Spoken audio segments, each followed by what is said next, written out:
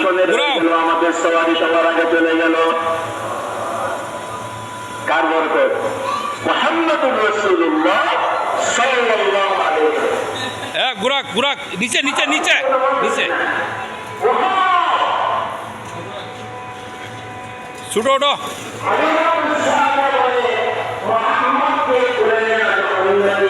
আবার আসো, আসো আসো, এনে ঘুরো, এনে ঘুরো।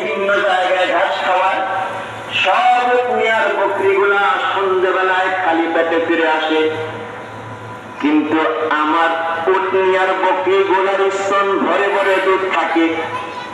মহিলারা বলে, হালিমা নিজের উটনিয়ার বকরিকে যেখানে ঘাস খাওয়ায়, তোমরাও তোমাদের উটনি বকরিকে সেখানে ঘাস খাওয়াও।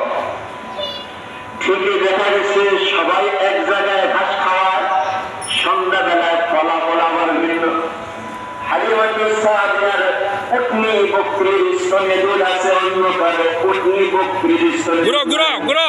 কারণ হালিমাতুস সাদিয়ার উটনিয়ার বকরির স্তনে যে দুধ আসে, এই দুধ কোনো ঘাসের কারণে আসে না, এই দুধ আছে একটা মানুষের কারণে।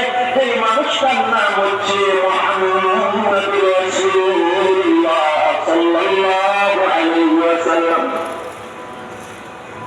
বরকতপূর্ণ সন্তান মুহাম্মদ রাসূল আকরাম সাল্লাল্লাহু আলাইহি ওয়াসাল্লাম। ঘুরো ঘুরো। এভাবে চলতে থাকে 30 বছর। বিভিন্ন ভাষা, পূজা, বিভিন্ন ঘটনা।